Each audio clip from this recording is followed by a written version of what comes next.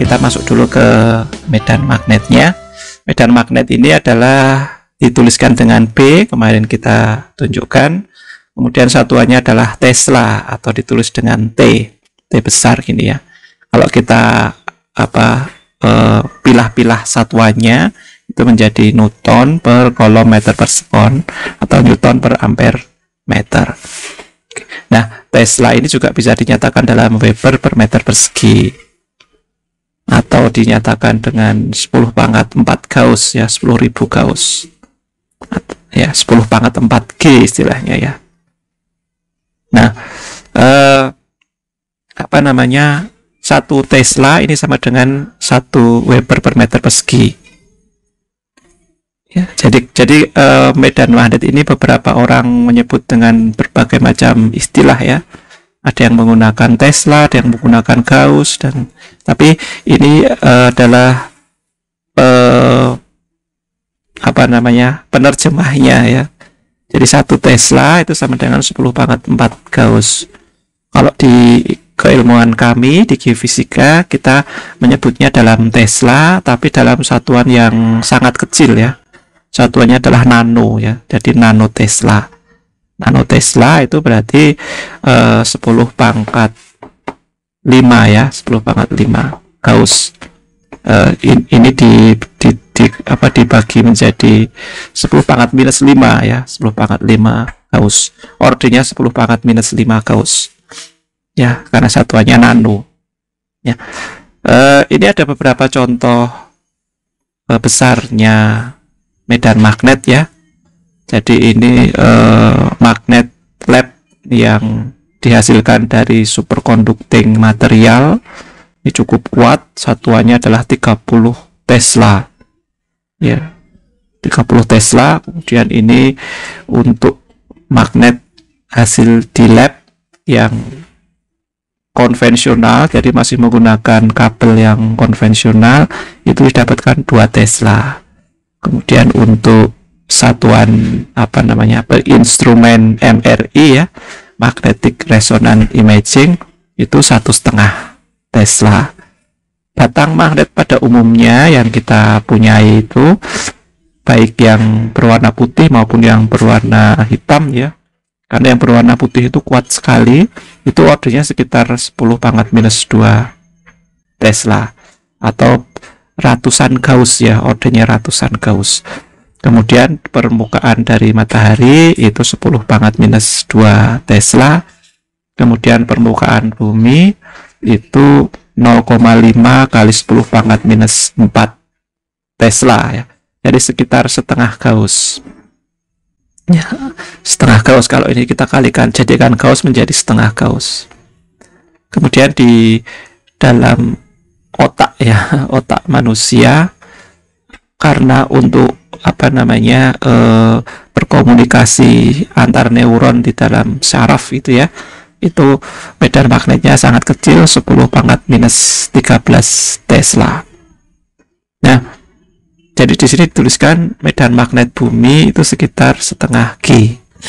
Setengah G itu berarti sekitar 50 ribuan ya, 50.000 nanotesla. Ya, sekitar 50.000 nanotesla karena setengah G kali 10 pangkat 5 nanotesla.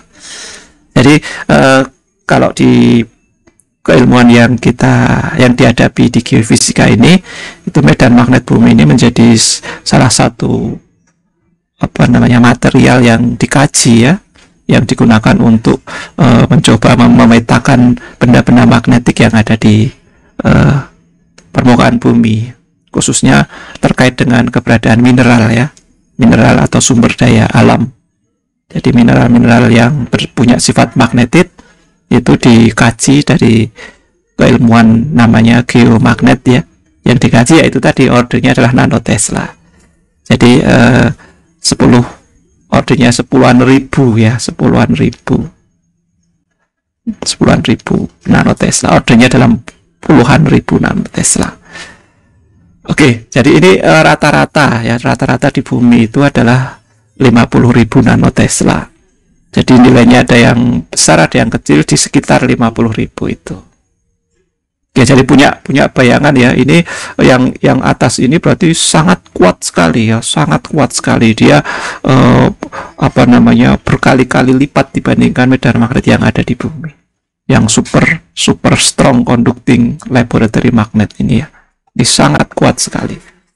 Oke ya. Nah, kemudian kita masuk yang materi selanjutnya adalah gaya Lorentz ya.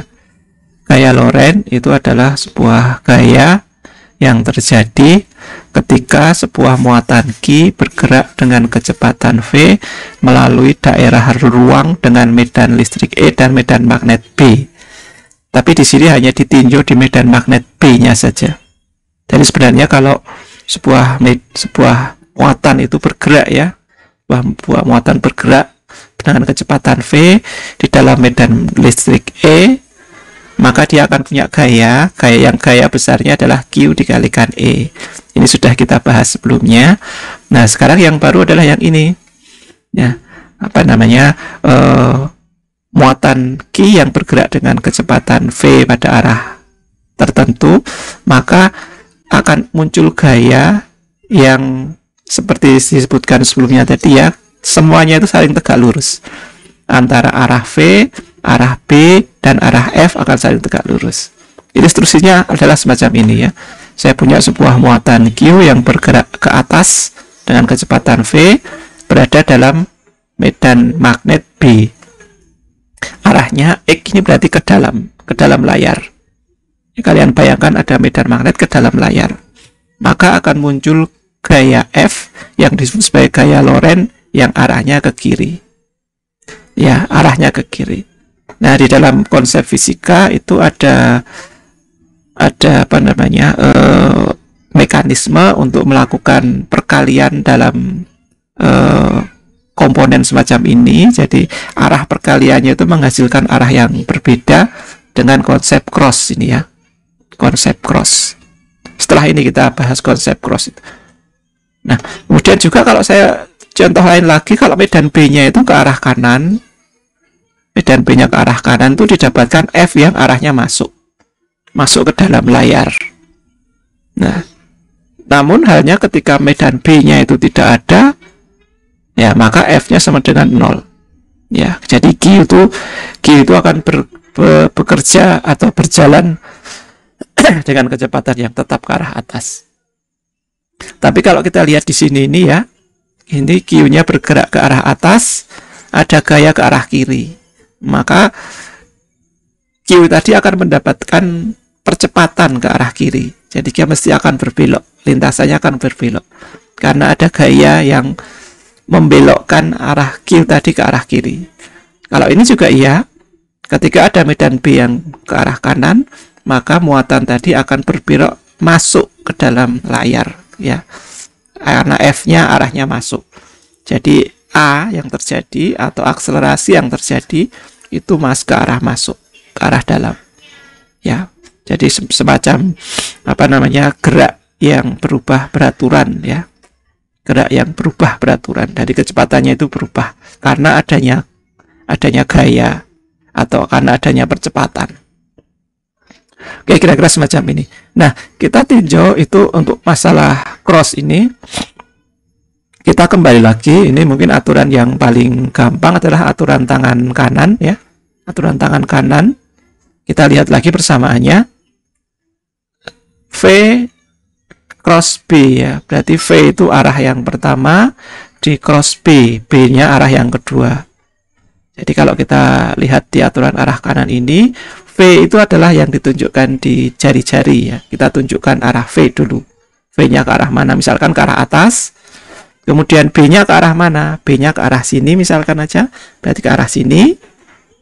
Jadi arah F adalah arah jempol. Ya, arah jempol. Jadi ini ya. Ini adalah arah A. Kemudian A tadi saya belokkan ke arah B ini. Maka arah C adalah arah jempolnya. Nah, ini jadi gini ya. Jadi lurus. Kemudian kita kira itu arah yang crossnya adalah ini. Ini aturan tangan kanan. Ya, kenapa tangan kanan? Karena tangan kiri berbeda. Tangan kiri itu akan menunjukkan cross yang berbeda. Ya, beda kanan dan kiri. Aturan tangan kanan semacam. Ini berlaku untuk orang normal ya, kecuali kalau kalian bisa mengarahkan jari itu ke sini, ke arah luar sini ya. Itu jadi aturan tangan kanannya tidak berlaku. Tapi untuk orang normal itu jari-jarinya hanya bisa berbelok ke arah sini saja, tidak bisa berbelok ke arah sini ya. Sehingga ini untuk orang-orang yang normal saja. Oke, jadi seperti ini tadi kita tinjau lagi ya. Kalau seperti ini arah V-nya itu ke arah atas, kemudian arah B-nya itu arah masuk ya, arah masuk ya ke sana gitu, maka saya dapatkan arah F ke arah sini. Ya, jadi V, ini B, ini F. Ya, demikian pula yang gambar yang kedua, ini V-nya ke arah kanan, B-nya itu ke arah V-nya ke arah atas, B-nya itu ke arah kanan. Ini nggak bisa ke sini, jadi tangannya harus saya putar ke sini, terus ke sini. Nah, berarti F-nya masuk. F-nya masuk ke layar. Oke ya. Kalau yang ketiga ini, ya otomatis F-nya sama dengan 0, karena B-nya tidak ada. Oke, jadi ini tentang ilustrasi dari arah. Ilustrasi dari arah ini penting untuk membawa logika kita untuk memahami gaya Lorentz ya, gaya yang terjadi akibat sebuah muatan yang bergerak dengan kecepatan V pada medan magnet B. Ya. Ini aturan kira-kira semacam ini. Kemudian ini kalau ditinjau dari kacamata perhitungan secara lebih lanjut ya semacam ini. Rumusnya adalah K cross B. Kalau besarnya, ya besarnya itu bergantung dari sudut yang mengapitnya. Dituliskan dengan sinus macam ini. Oke ya. Kemudian kalau kita lihat dari komponen-komponen vektornya ya C itu jadi semacam ini. Dari komponen I itu adalah AX dan BX, komponen J adalah AY dan BY, komponen K adalah AZ dan BZ. Ini perhitungan matriks untuk vektor hasil dari cross product A cross B. Oke ya. Ini sekalian sudah tahu mestinya. Oke, nah kemudian kita lihat tinjau lagi gaya Lorentz untuk kasus yang saya sampaikan tadi. Misalkan muatan Q itu memasuki medan B dengan kecepatan V seperti yang ditunjukkan seperti gambar di bawah ini. Jadi kita tinjau titik Q ini tadi bergerak ke arah atas ya. Bergerak ke arah atas pada arah medan B sehingga arah F-nya adalah arah kiri. Ya, arah F ini ke arah kiri ini. Karena arah F ke arah kiri, maka ada percepatan ke arah kiri sehingga Q tadi akan berbelok. Ya. Sehingga bagaimana bentuk lintasan yang akan diikuti Q, nah kita akan punya A yang ke arah kiri sehingga Q tadi akan berbelok. Ya, akan berbelok. Akan berbelok melalui medan seragam B yang sama, kecepatannya juga sama karena arah A-nya ini tegak lurus dengan V ya. A tegak lurus dengan V berarti D hanya berpengaruh pada lintasan saja, tidak mempengaruhi besarnya V. Ya, ingat apa namanya gerak melingkar beraturan dulu ya di kuliah fisika dasar 1. Maka percepatan ini tidak mempengaruhi kecepatan V, dia hanya membelokkan saja. Sehingga V-nya konstan. Karena V-nya konstan, maka F-nya juga konstan. Apa namanya percepatannya juga konstan. Sehingga apa yang terjadi ini mirip seperti kita mendapatkan gaya sentripetal ya. Sehingga Q ini akan berbentuk relatif berbentuk lingkaran. Ya, berbentuk memutar begitu ya. Dia akan berbelok memutar. Oke ya. Kira-kira analoginya semacam itu. Gaya selalu tegak lurus terhadap kecepatan dan B. Bagaimana lintasannya? Lintasan akan menjadi lingkaran. Gaya magnet memberikan gaya sentripetal yang diperlukan untuk menjaga muatan tetap pada orbit melingkar. Kemudian pengen dihitung berapa besarnya R ya. Jadi kalau saya punya Q dengan V sekian, Q sekian, V sekian, yang bergerak pada B sekian, itu ditanyakan berapa besarnya R. Ya. Nah, kita bisa gunakan gaya Lorentz yang dituliskan semacam ini. Ini perumusan tanpa cross product ya, tanpa perhitungan vektor, jadi perhitungan besarnya saja. F sama dengan QV kalikan B. Ya, jadi kemudian kita tinjau suatu percepatan sentripetal, itu rumusnya semacam ini. A sama dengan V kuadrat per R. Maka kita bisa pakai hukum Newton. A ini sama dengan MA, kita masukkan, kita akan dapatkan R sama dengan MV per QB. Ya, jadi besarnya jejari ini itu sama dengan besarnya massa dari muatan yang kita kaji dikalikan dengan kecepatannya dibagi dengan besarnya muatan dikalikan dengan besarnya medan magnet di situ. Nah, hasil ini merupakan hasil yang sangat penting dan akan digunakan untuk eksperimen ya, ya, karena dengan demikian R itu bisa dihitung secara eksperimen. Ya, secara eksperimen R itu bisa ditentukan. Kalau saya punya suatu elektron katakanlah yang saya tembakkan dalam sebuah medan listrik yang diketahui, maka besarnya R ini akan bisa dihitung sebesar setengah dari jarak citra yang ditunjukkan ya. Ditunjukkan itu dihitung jaraknya dari pada saat posisi diberikan Q masuk ini tadi ya. Di sini diberikan layar begitu, nanti akan ketahuan R-nya, besarnya R ya. Oke, nah dari demikian kita akan mendapatkan salah satu parameter yang penting yaitu M dan Q dari kajian gaya Lorentz ini. Nah, ini ditunjukkan seperti di contoh di sini ini. Ini adalah suatu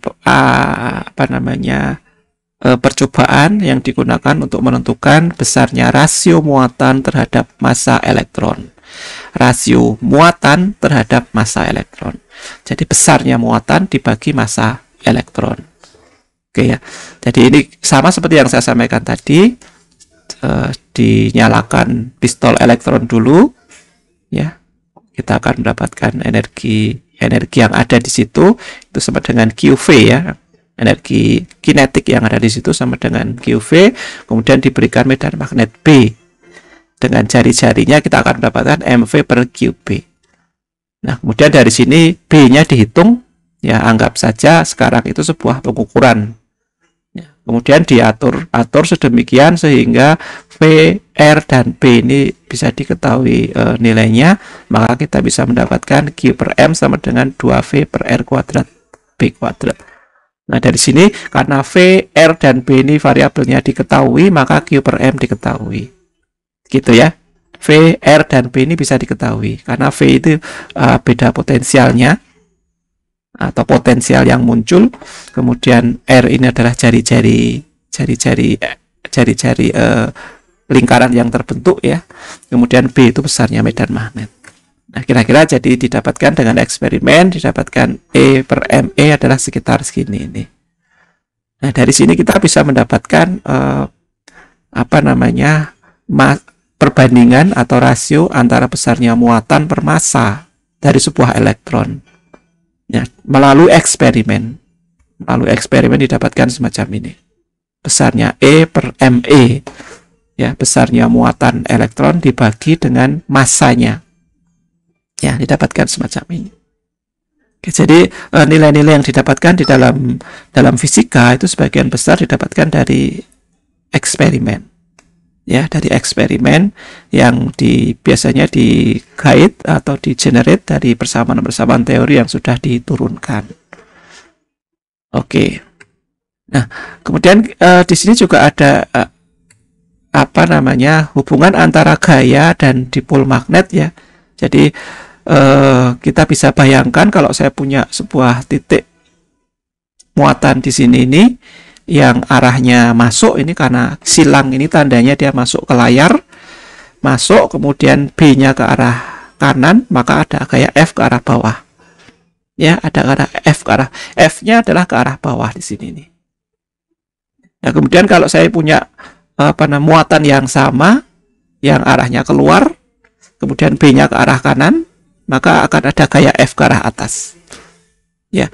Jadi fenomena semacam ini dikenal dengan dipol magnet ya. Jadi di sini ada muatan yang masuk, di sini ada muatan yang keluar. Ya, masuk dan keluar. Bisa ditunjuk kalau dipol listrik itu besarnya berbeda ya, tapi kalau dipol magnet itu arahnya berbeda, arah arusnya berbeda karena akan menimbulkan gaya magnet yang berbeda. Ya, yang satu ke arah bawah, yang satunya ke arah atas. Nah, dari sini diintroduce sebuah nilai, sebuah parameter yang disebut sebagai mu. Mu itu adalah besaran dari dipol magnet. Mu itu dituliskan sebagai A dikalikan I. A itu adalah luas permukaan dari sebuah lingkaran ini ya, dari sebuah lingkaran atau kotak atau apapun ya yang menunjukkan dipol magnet ini dikalikan dengan I. Ya, I itu besarnya arus yang mengalir. Ya, jadi kalau saya punya lingkaran semacam ini, kalau saya potong itu akan saya dapatkan dipol magnet ini. Jadi arus yang di sini itu masuk, yang di sini adalah keluar. Ya, yang di sini itu masuk ke dalam layar atau ditunjukkan sebagai sumbu X atau titik X di sini. Kemudian yang di sini adalah arahnya keluar atau ditunjukkan sebagai lingkaran ya. Oke. Jadi besarnya dipol magnet ya sama dengan A dikalikan I. Kemudian besarnya tau itu torka ya. Torka adalah besarnya dipol dikalikan atau dikroskan dengan B. Jadi gaya yang terjadi akibat dipol magnet itu berbentuk torka. Ya, jadi gaya dikalikan dengan R ya, gaya dikalikan dengan R atau jari-jari ini. Jari-jari dari lingkaran ini tadi. Itu sebagai torkanya sama dengan mu dikroskan dengan B. Kemudian energi potensialnya sama dengan minus mu dot B. Ini nanti kita tinjau di belakang ya. Jadi dalam sebuah dipol magnet itu berlaku parameter semacam ini. Yang pertama adalah besarnya dipol magnet, kemudian yang kedua adalah besarnya torka dari sistem dipol magnet ini, kemudian yang ketiga adalah besarnya energi potensial dari sebuah dipol magnet. Seperti ini ya, mu cross B, ini minus mu dot B. Oke. Salah satu contohnya digunakan untuk MRI ya. Oke. Nah, ini adalah contoh dari penggunaan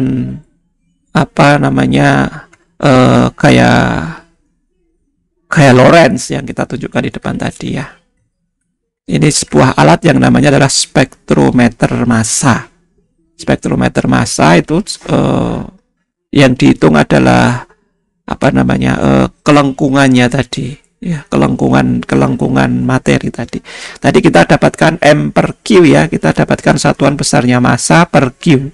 Jadi kalau saya punya spektrometer massa ini berarti saya bisa, kalau saya tembakkan sebuah material begitu, ion-ion dari sebuah material saya lewatkan, maka akan ada sebuah signal yang berfungsi sebagai masanya ya, masanya. Kalau masanya lebih berat, maka kita akan mendapatkan jari-jari yang lebih panjang. Kita mendapatkan posisi yang sebelah kanan sini jatuhnya. Kalau masanya lebih ringan, kita dapatkan posisi yang sebelah kiri ini jatuhnya. Oke, jadi ini di terakhir kita dapatkan pembelokan tergantung pada massa. Lebih ringan dibelokkan lebih besar, lebih berat lebih kecil. Oke ya, jadi yang ringan itu dia akan berada di sisi kiri sini, yang berat akan di sisi kanan. Nah, dengan demikian kalau kita sudah tahu klasifikasi posisinya kiri dan kanan, itu kita bisa menentukan kira-kira material apa saja sebagai fungsi massa di dalam sebuah material yang kita tembakkan itu tadi. Itu massanya apa saja. Itu biasanya ditunjukkan dengan gambar semacam ini ya. Macam ini ada pik-pik semacam ini yang ada nilainya. Ini menunjukkan ada material apa saja di situ. Oke ya, kira-kira semacam ini. Nanti untuk lebih detailnya kalian bisa lihat mass spec ini ya. Ini salah satu instrumen yang digunakan untuk kajian material dari untuk mengetahui sebuah material tadi isinya apa saja, terbentuk dari massa apa saja, gitu ya. Oke, ini contoh-contoh penerapan dari dipol tadi tentang galvanometer, kemudian DC motor dan komutatornya. Itu kita bahas nanti di belakangan. Nah, kemudian ini contoh lainnya ada di sebuah instrumen yang juga masih masuk di dalam kajian spektrometer tadi, digunakan di eksperimen modern ya. Jadi mempergunakan sifat-sifat dari gaya Lorentz tadi, sifat-sifat dari gaya Lorentz. Ya, kita kira semacam ini. Ya, jadi partikel bermuatan akan menimbulkan jejak yang berbeda nantinya ya di dalam material yang diuji atau yang dikaji. Oke, kemudian kita masuk ke gaya magnet. Ada sebuah arus ya, gaya magnet pada sebuah arus. Nah, tinjau kawat yang membawa arus di depan medan magnet B. Jadi saya punya sebuah kawat, misalkan aja semacam ini, ya kawat ya, ini aja ya kawat. Kawat ini berada dalam medan magnet ya. Saya punya medan magnet, saya berikan kawat di dalamnya. Ya, jadi kawat itu punya arus. Jadi semacam ini ada kutub N dan ini kutub S dari magnet. Kemudian ada medan magnet di tengahnya. Kemudian saya berikan kawat ya di tengah-tengahnya itu. Akan ada gaya pada masing-masing muatan yang bergerak di kawat. Ya, tentu saja akan ada gaya Lorentz ya. Ini arahnya masuk ke sana. Kemudian ada gaya atau medan yang ke arah kanan, maka akan ada gaya yang ke arah bawah. Ya. Anggap arus ini yang ditanyakan adalah berapa total gaya DF pada panjang DL. Ini kajian fisika biasanya ya, kita bagi-bagi kawat menjadi bagian kecil sehingga saya punya satu satuan gaya Lorentz dari tiap atau tiap bagian kecil dari kawat yang disebut sebagai DF dengan panjang kawatnya adalah DL. Anggap arus terdiri dari N muatan per volume. Masing-masing membawa muatan Q dan bergerak dengan kecepatan V melalui kawat dengan tampang lintang A. Kecepatan V ini kecepatan drift ya. Sebelumnya kita sudah kaji, kecepatannya adalah kecepatan drift. Gaya pada setiap muatan itu akan mengikuti hukum Lorentz sama dengan QV cross B. Ya. QV cross B, maka secara otomatis gaya total pada setiap bagian dari kawat tadi kita akan dapatkan DF-nya atau fraksi gaya yang terjadi sama dengan NADL. NADL itu karena adanya muatan per volume ya dikalikan dengan DL. Muatan per volume dikalikan dengan DL karena saya punya sebagian kecil DL gitu. Oke ya, kemudian dikalikan QV cross B. Nah, ini adalah besarnya DF yang terjadi. Kemudian kita tinjau arusnya. Arusnya sama dengan dQ per dt dengan dQ sama dengan NAV dtQ per dt. dt-nya tetap ya. Dt-nya bisa kita corek, maka besarnya arus adalah NAVQ. A ini adalah luas penampang ya. Luas penampang. Oke, jadi N ini adalah densitas muatan ya, muatan per volume dikalikan luas penampang dikalikan panjang ya. Ini satu satuan dari muatan ya, satu satuan muatan. Oke, nah kita bisa mendapatkan bahwasanya dF ini kombinasi dari kedua persamaan ini tadi sama dengan I dikalikan dL cross B. Karena I-nya itu NAVQ, NAVQ ini jadi I, jadi DL cross B. Sehingga kita akan mendapatkan untuk sebuah kawat lurus, itu kita akan mendapatkan sebuah persamaan gaya Lorentz yang besarnya F sama dengan I dikalikan L cross B. Ya, I dikalikan L cross B. Jadi besarnya gaya Lorentz itu kalau tidak mengkaji vektornya, itu sama dengan besarnya arus yang lewat kemudian dikalikan dengan panjangnya, panjang kawat tadi yang dikaji ya, dikalikan dengan besarnya medan magnet. Atau di SMA dulu BIL begitu ya, B kali I kali L. Atau ILB ya, rumusnya bisa bermacam-macam. Tetapi sebenarnya ada crossnya di sini. Ya, karena F itu ternyata gayanya atau arahnya berbeda dengan B maupun I yang ada di situ. Oke ya, sekali lagi kajiannya semacam ini. Kemudian kita tinjau lagi bagaimana kalau kawatnya tadi berbentuk loop ya. Kawat tadi berbentuk loop. Tinjau loop dalam medan magnet seperti gambar di kanan. Jika medan tegak lurus ke bidang loop, gaya total pada loop adalah 0. Jadi misalkan saya punya gambar seperti di kanan ini ya. saya punya loop ya, loop yang bentuknya semacam ini dengan arus I-nya itu melingkar semacam ini atau berjalan ya, berputar searah jarum jam begini, maka kita bisa menghitung untuk sisi sebelah kiri sini, maka F-nya adalah ke arah sana, sisi sebelah atas F-nya ke arah sana, sisi sebelah kanan F-nya ke sana, dan ke bawah F-nya sini. Nah, jadi kalau dijumlah gaya totalnya akan menjadi 0 karena saling menghilangkan ya, ini dan ini dan ini juga saling menghilangkan. Nah, sehingga ini bisa dikatakan 0 ya, jadi gayanya akan menjadi 0. Gaya di jalur atas menghilangkan di jalur bawah, dan di jalur kanan menghilangkan gaya di jalur kiri. Ini terjadi ketika medan itu tegak lurus ke bidang loop. Ya, medannya tegak lurus ke bidang loop. Jadi dalam kasus seperti ini, kalau medan tadi itu tegak lurus ke bidang loop, itu gaya totalnya adalah 0. Jika bidang itu tidak tegak lurus ke medan, jadi punya sudut begitu, ya, tidak lurus itu, maka akan ada gaya yang tidak 0, ya, gaya yang tidak 0, ya, karena apa?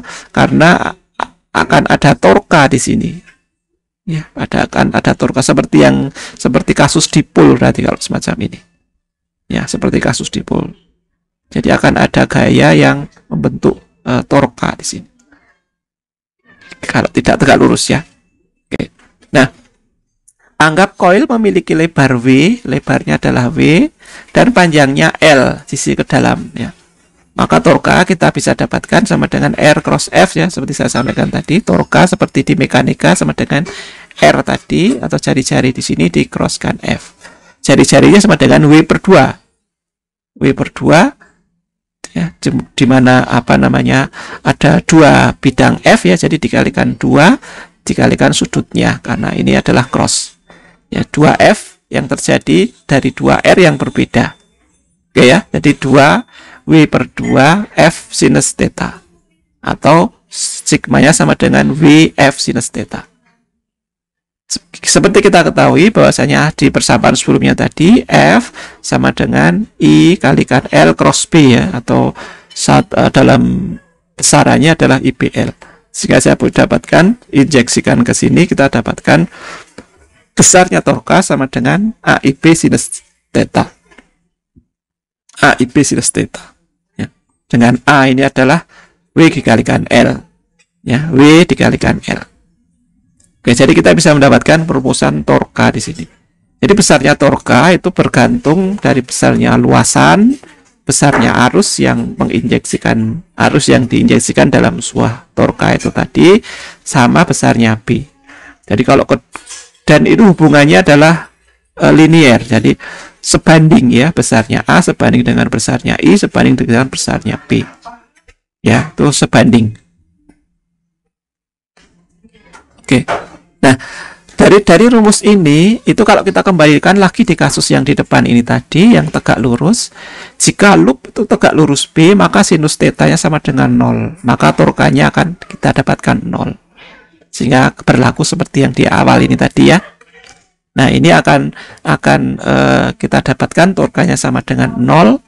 Dengan demikian, torka maksimum terjadi ketika loop sejajar dengan B. Ya, ketika loop itu sejajar dengan B, itu akan didapatkan torka yang maksimum. Ya, ketika loop sejajar dengan B, dapatkan torka maksimum. Oke, nah kalau kita kaitkan dengan momen dipol, ya, jadi dari itu tadi adalah kajiannya mirip seperti momen dipol. Kita kaitkan dengan momen dipol, kita dapat mendefinisikan momen dipol magnet dari loop arus, ya. Jadi besarnya tadi adalah mu sama dengan A dikalikan I, yang di depan tadi ditunjukkan itu ya, dituliskan semacam itu. Maka arahnya itu adalah tegak lurus ke arah bidang loop, ke arah ibu jari tangan kanan menunjukkan jika jari-jari melengkung ke arah arus. Jadi semacam ini.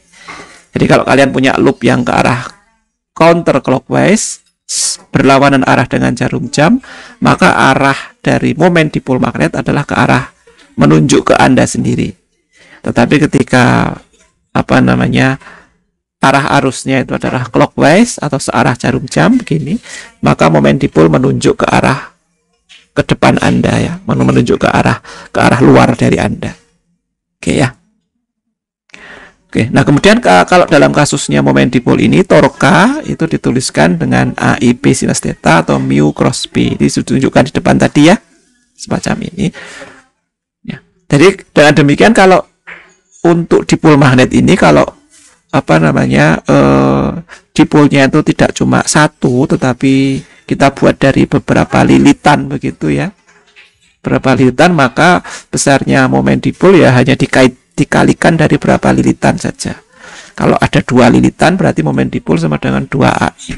Kalau ada 3 lilitan ya berarti 3 AI. Oke. Nah, kemudian momen dipol ini bisa kita analogikan itu sebagai magnet batang. Jadi momen dipol bisa dianalogikan sebagai magnet batang. Dalam medan magnet, keduanya mengalami torsi yang mencoba untuk menjajarkan dengan medan magnet tersebut. Ketika Anda meningkatkan apa namanya, ini simbol apa ya, dari loop magnet batang lebih kuat ya. Jadi banyaknya ya, ketika Anda meningkatkan banyaknya putaran dari loop, maka magnet batang lebih kuat. Atau meningkatkan arus ya, ini I itu arus, saya pikir tanda ini meningkatkan arus ya, karena kita punyain tadi persamaannya I dikalikan A ini ya, itu jika bisa di apa namanya, A-nya diperlebar atau I-nya diperbanyak. Oke ya. Maka magnet batang menjadi lebih kuat ya, setara dengan ini. Jadi kalau N loop itu setara dengan N bar magnet. Jadi kalau saya pengen menguatkan besarnya momen dipol dari sebuah magnet, ya kita bisa menambahkan jumlah magnet di situ itu sehingga menjadi lebih kuat. Kita akan melihat kuliah berikutnya bahwasanya loop arus seperti itu menghasilkan medan magnet mirip dengan magnet batang. Bahkan loop arus skala atom pernah dianggap sepenuhnya menjelaskan bahan magnetik. Oke, ini aplikasi yang saya tunjukkan di gambar di depan tadi adalah galvanometer ya. Ya, galvanometer ini sebuah alat yang merupakan fungsi dari arus di sini ya. Kalau arusnya semakin besar, maka gaya Lorentz-nya akan semakin besar juga, sehingga apa namanya needle ini, jarum ini itu akan bergerak ke arah kanan karena dia bisa memberikan gaya berlawanan dari spring yang diberikan di sini semakin kuat. Gayanya semakin kuat, maka jarumnya akan semakin bergerak ke kanan. Gaya semakin kuat ini bisa di-create dari arus yang semakin besar. Ya, jadi arus semakin besar akan membuat jarum semakin ke arah kanan karena gaya F yang muncul ini semakin besar. Di sini ini luas penampangnya sama ya.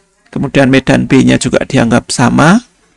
Medan B-nya dianggap konstan, maka fungsi gaya yang terjadi hanya merupakan besarnya arus I saja.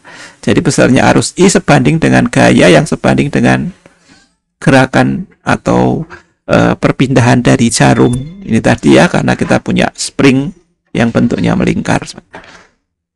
Nah, ini gambarnya kira-kira semacam itu. Jadi kalau arus meningkat, torque dari B ini meningkat.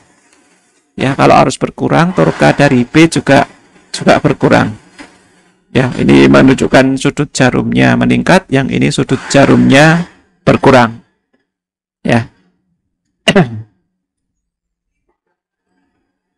Nah,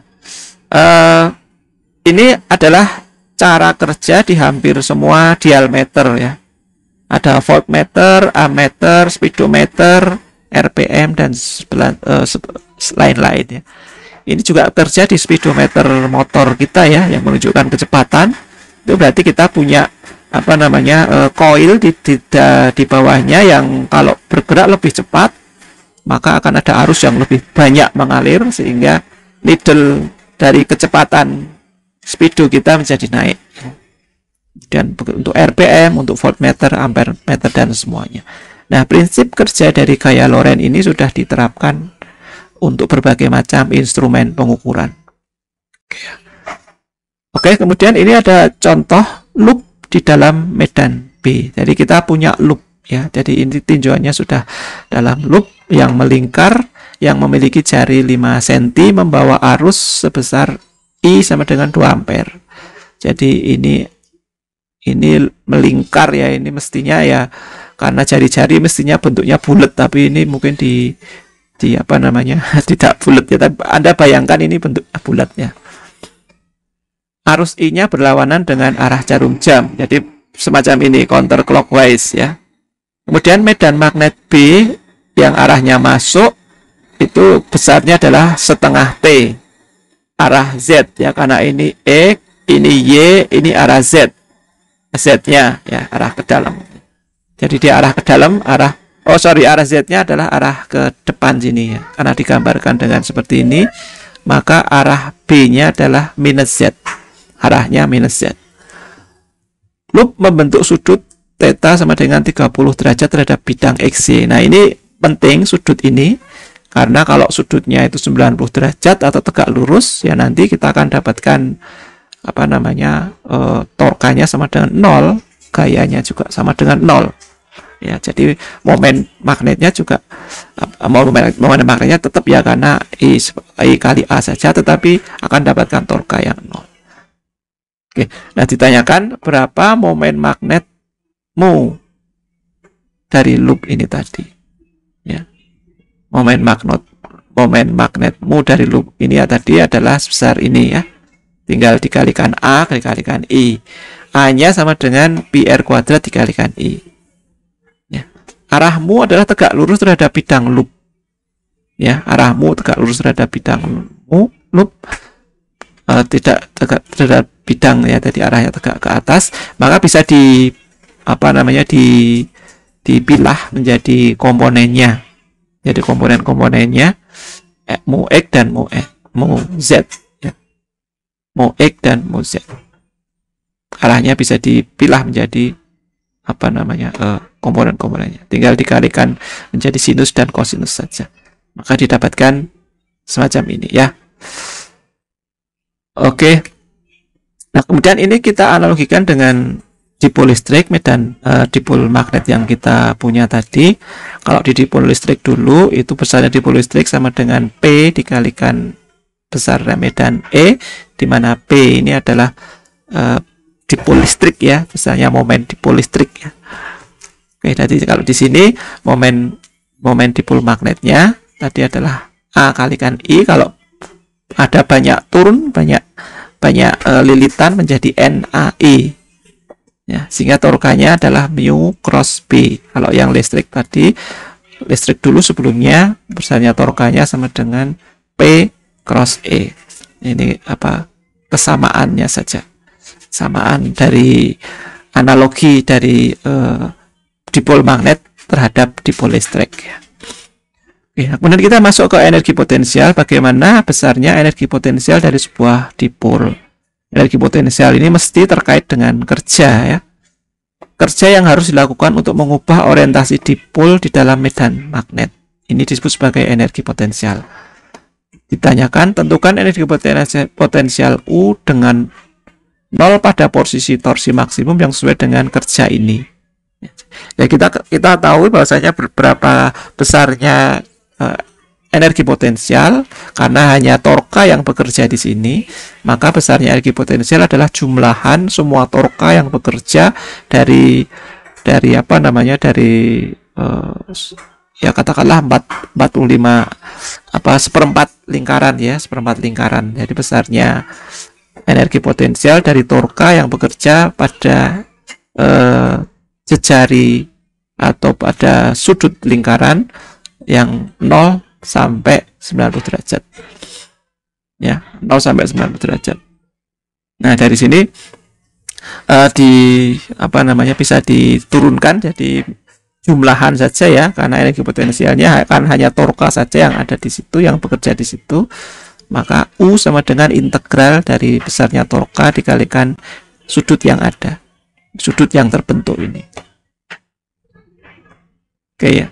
Atau kita bisa tuliskan U sama dengan mu B sinus theta dot theta, karena torka sama dengan mu dikalikan B, tapi cross ya, sehingga sinusnya harus ikut ya. Sinus dari ikut, sehingga Oleh karena itu, kita menyelesaikan persamaan integral ini akan didapatkan mu B cosinus theta. Jadi besarnya U adalah mu B cosinus theta. Besarnya energi potensial sama dengan minus dari mu ya, dipol magnet dikalikan besarnya medan magnet dikalikan cosinus theta-nya. Karena ini cosinus, maka dalam aturan vektor bisa dituliskan sebagai dot ya, mu dot beta, mu dot B ya, mu dot besarnya medan magnet.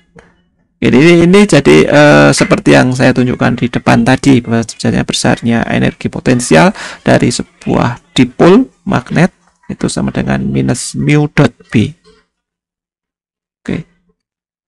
Nah, kita bisa lihat dari ketiga kondisi di sini ini ya, dari kondisi di tengah di sini ini, di mana dipol itu searah, dipol itu bidangnya itu searah dengan B ya, dengan kata lain mu-nya berarti ke arah atas, maka saya punya torka sama dengan mu dikalikan B, mu dikalikan B yang arahnya adalah masuk ya, dari kita punya torka yang arahnya adalah masuk. Oke. Energi potensialnya di sini akan sama dengan 0 ya, karena sudut yang terbentuk adalah kalau seperti ini sudut terbentuk adalah 90 derajat ya, 90 derajat. Sudut antara mu dan B itu 90 derajat. Mu dan B 90 derajat, sehingga kosinus 90 derajat sama dengan 0. Ya, ini sudut mu dan B 90 derajat. Oke.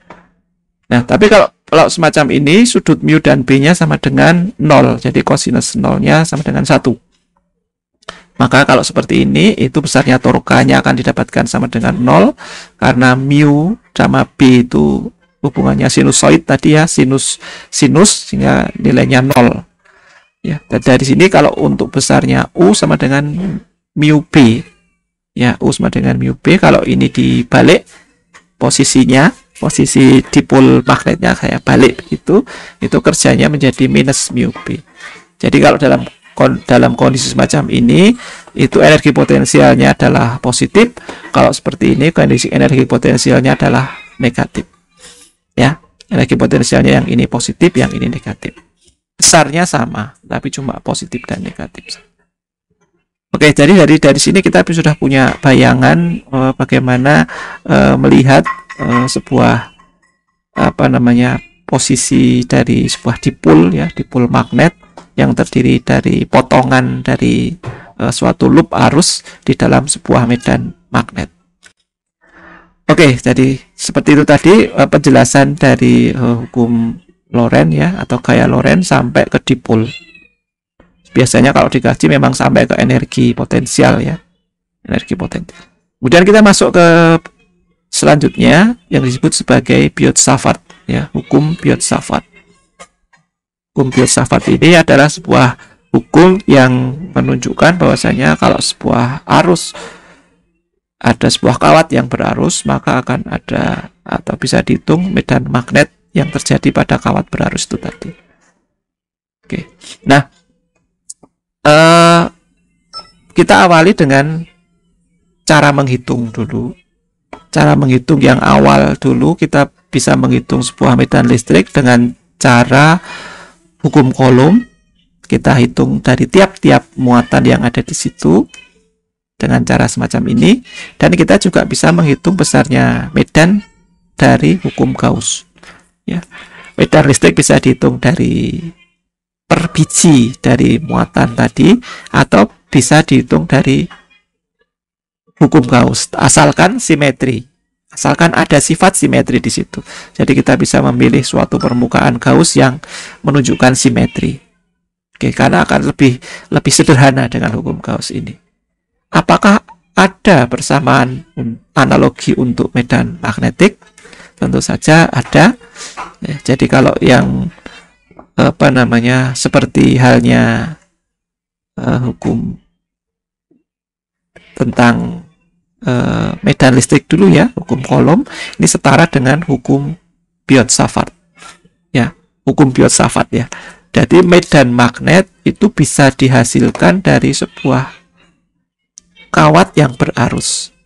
Besarnya adalah mu0 I per 4 pi dl atau panjang segmennya cross R, jaraknya dibagi R kuadrat.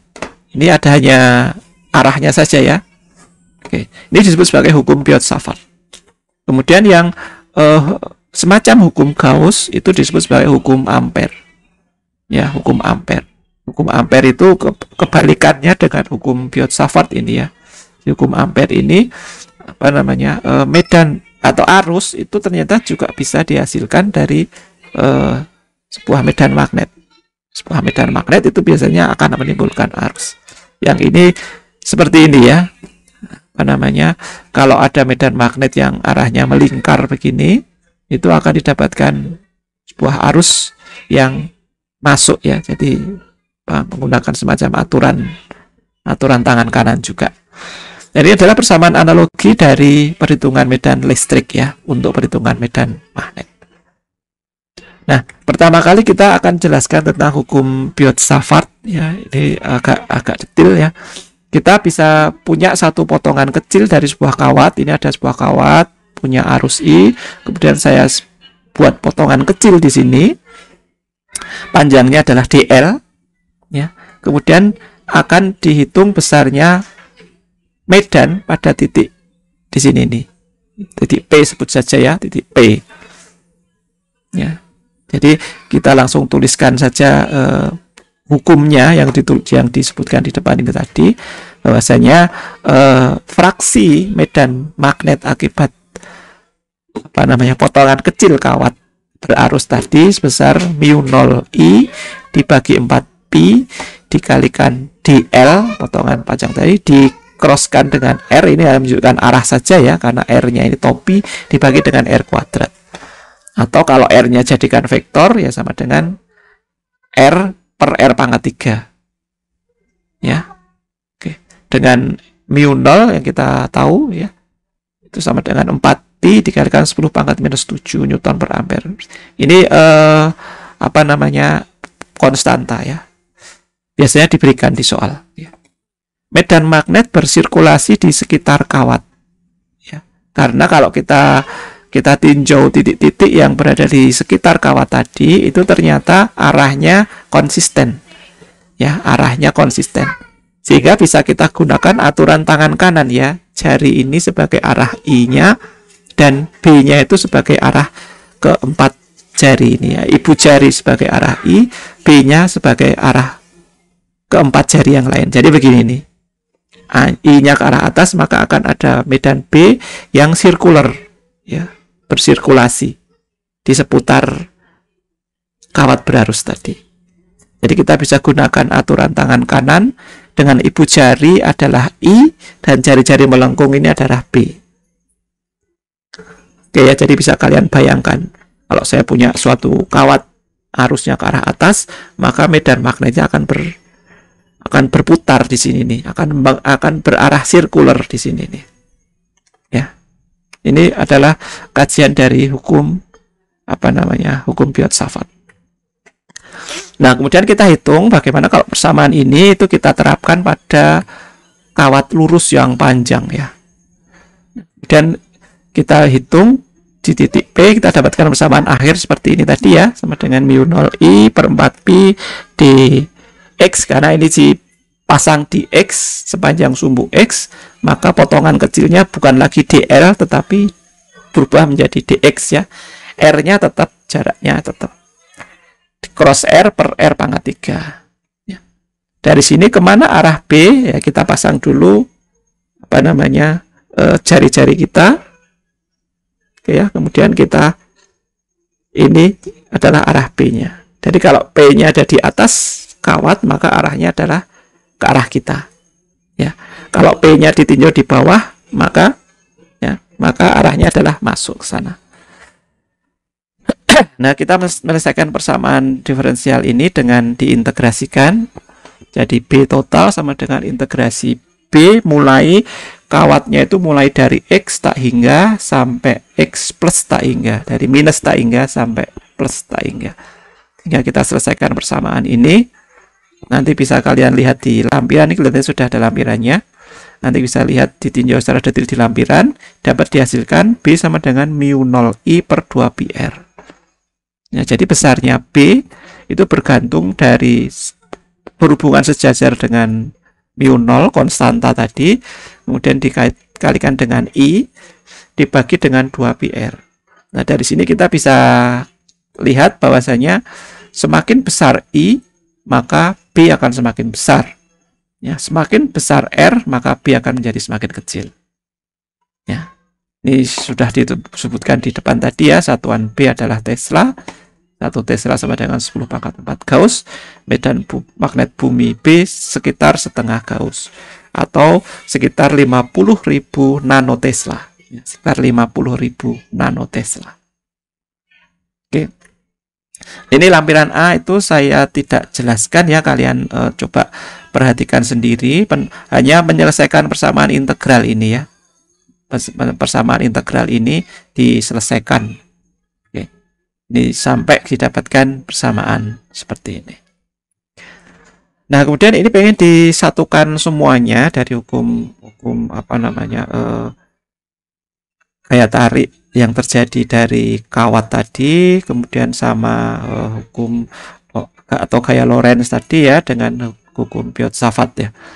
Kita tahu bahwa kabel pembawa arus dapat mengalami gaya dari medan B. Kita tahu bahwa kabel pembawa arus menghasilkan medan B. Oleh karena itu, kita mengharap satu kabel pembawa arus untuk memberikan gaya pada kabel pembawa arus lainnya. Jadi kita bisa bayangkan ya, sebuah kawat arus itu akan memberikan gaya kalau kawat arus tadi itu berada dalam medan listrik B. Ya, itu ya dari yang pertama, dari hukum Lorentz tadi. Kemudian dari hukum Biot-Savart, kita tahu bahwasanya sebuah kawat arus juga akan menghasilkan medan magnet B. Nah, bagaimana kalau kita coba satukan? Jadi kawat yang satu itu ditinjau dari sisi menghasilkan B, kawat yang lain itu ditinjau dari sisi menghasilkan gaya. Karena kawat yang satunya tadi itu kawat yang ini ya, itu mendapatkan medan magnet dari kawat yang pertama ini. Oke. Jadi kita pengen kaji semacam itu, kita bikin dua kawat, yang atas namanya kawat B, yang bawah namanya kawat A. Yang kawat B ini arusnya adalah IB, yang kawat A ini adalah arusnya IA. Nah, jadi kita bisa tinjau ya, dari di sini kalau yang dari misalkan dari IB itu akan menghasilkan gaya akibat IA. Ya, IA ya. IA itu akan memberikan medan magnet ya. Medan magnetnya berarti kalau di bagian atas dari IA ini adalah arahnya ke arah kita. Jadi medan magnetnya arahnya ke arah kita. Sehingga apa namanya, kalau kita gambarkan IB kemudian medan magnetnya ke arah kita, maka akan ada gaya yang ke arah bawah. Akan ada gaya ini. Ya, jadi bisa saya tuliskan di sini ya. Jadi akibat dari IA itu akan ada medan magnet di sini ya. Ini medan magnetnya ke arah kita. Ya, di sini. Kalau yang di sini itu X ya, medan arah B akibat A. Ya, ini B akibat A. Jadi melingkar begitu ya. Jadi kalau saya punya arus IB yang ke arah kanan sana dengan B yang ke arah kita, berarti akan ada gaya ke arah bawah. Jadi ini kalau saya gambarkan 3 dimensi, ini arah B-nya ya. Ya, ini arah I-nya ya. Ini saling tegak lurus semua. Nah, semacam itu.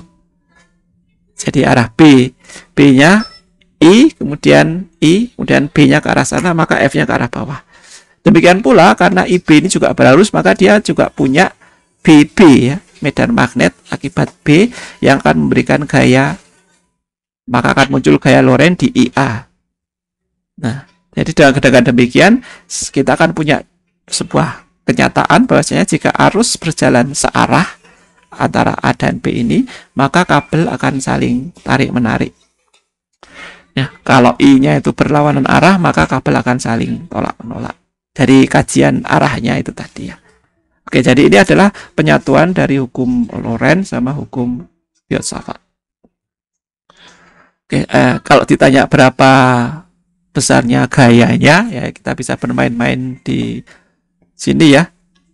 Bisa bermain-main dari persamaan F sama dengan BIL tadi atau IL cross B tadi ya, dari sisi ini. Kita bisa mendapatkan persamaan semacam ini. Ya, tentu saja kalau untuk kawat B itu B-nya adalah untuk kawat yang B yang di atas ini, itu B adalah yang dihasilkan dari A, tapi untuk kawat yang A, B itu dihasilkan dari B. Nah, kita bisa mendapatkan persamaan akhirnya kira-kira semacam ini. Ini adalah besarnya gaya. Ya, besarnya gaya. Gaya dari A dan gaya dari B. Gaya selama I-nya itu tidak sama, ya otomatis gayanya juga tidak sama. Oke, kemudian loop yang melingkar itu lebih terinci. Ini kajian tentang loop yang melingkar. Ya, namanya loop ya mesti melingkar ya. Loop yang lebih rinci. Oke. Ini masih sedikit lagi waktunya. Loop melingkar dengan radius R membawa arus I, itu pengen ditanyakan B sepanjang sumbu loop. Ya, jadi saya punya sebuah loop melingkar dengan radiusnya adalah R. Ini kalau tampang, ini tampang 3 dimensinya, kalau ini tampang 2 dimensinya ya. 2 dimensinya, maka saya punya semacam dipol yang ini bagian atas, yang ini bagian bawah ya, potongan bagian atas sama potongan bagian bawah. Kalau ini loop berarti arus yang sini adalah ke arah kita, yang X ini adalah masuk ke layar. Oke. Oh, maka kita bisa menghitung besarnya dB dari elemen loop ini tadi pada posisi di sini ini itu sama dengan dB adalah mu 0 I dL per 4 pi R kuadrat. Ya, ini kita bisa atur ya, karena R itu merupakan fungsi Z dan R besar kita bisa ubah semacam ini. Ya, maka kita bisa dapatkan B-nya itu sama dengan integrasi dari ini semua ya, tetapi R, Z ini konstan semua, mu 0 konstan, I konstan, sehingga hanya DL saja yang berubah, sehingga kita dapatkan persamaan semacam ini. Ya, persamaannya didapatkan semacam ini, integral DL saja. DL itu berarti kalau kita lihat DL itu kan berarti sama dengan keliling lingkaran ya, sama dengan 2 pi R, sehingga kita bisa dapatkan persamaan lebih mudah dengan cara semacam ini ya. Jadi ini adalah sebuah persamaan yang menunjukkan besarnya medan listrik yang terjadi pada titik yang berada sejajar atau searah dengan titik tengah dari loop itu tadi ya. Searah dengan titik tengah dari loop. Searah dengan momen dipol dari atau torka dari loop yang saya punyai. Yang ke arah sini ini. Sepanjang sumbu Z ini ya. Itu didapatkan B sepanjang sumbu Z. Nah, kalau pada posisi yang jauh, pada Z yang sangat besar, ya Z itu sangat besar dibandingkan dengan R, ya maka R-nya ini kecil ya, kecil dikuadratkan jadi kecil, maka hanya Z pangkat 3 saja. Z kuadrat saja, Z kuadrat saja dipangkatkan 3/2, maka jadi Z pangkat 3 saja. Jadi bisa dituliskan semacam ini, tapi ini pendekatan ya, dengan asumsi R-nya sangat kecil. R-nya kecil ya, R-nya kecil. Sehingga ini pendekatannya saja. Maka kita bisa sebutkan bahwasanya besarnya medan Z pada medan listrik pada arah Z pada jarak yang jauh ini merupakan fungsi Z pangkat 3, seper Z pangkat 3. Oke, jadi kalau kita bentuk lain, I itu kita ubah menjadi momen magnetnya, momen magnet, bahwasanya I sama dengan I kali mu sama dengan I dikalikan A ya, di mana A sama dengan pi R kuadrat, karena berupa lingkaran tadi disebutkan mu sama dengan I dikalikan A sama dengan I kalikan pi R kuadrat, maka I-nya saya ubah menjadi ini, kita dapatkan persamaan semacam ini ya. D sebanding dengan mu 0 dikalikan mu dibagi 2 pi Z pangkat 3. Oke. Nah, ini kalau dibuat grafiknya kira-kira semacam ini. Ini mulai dari titik 0 di titik tengah ya, di titik tengah dari loop di sini ini, kemudian menjauh. Grafiknya kira-kira semacam ini. Ya, jadi medan listriknya itu bentuknya Gaussian semacam ini ya. Ini terbentuk dari suatu persamaan seper-Z pangkat 3. Oke, jadi ini khas dikatakan di sini perilakunya adalah seper-Z pangkat 3. Ini khas. Di tempat kami dikaji secara lebih lanjut di dalam medan namanya elektromagnet ya, metode elektromagnetik ya. Itu sangat familiar dengan hal-hal semacam ini. Kemudian ini contoh perhitungan medan magnet, ada beberapa contoh nanti ya. Contoh perhitungan medan magnet ada berbagai macam. Kalian bisa lihat secara lebih detail di Halliday and Resnick. Di situ ada contoh-contoh banyak cara menghitung besarnya medan magnet. Tapi kita bisa mendapatkan dari persamaan ini bahwasanya arus itu bisa muncul dari medan magnet yang ada. Oke ya. Nanti akan lari ke situ. Kira-kira semacam ini sebelum masuk ke hukum ampere, nanti akan larinya ke arah hukum ampere ini. Mungkin hukum ampere dan selanjutnya ini akan saya buatkan video saja karena waktunya sudah habis. Jadi kalian nanti bisa melihat video itu. Oke, kira-kira demikian yang bisa saya sampaikan. Oke, terima kasih atas perhatiannya. Saya cukupkan sampai di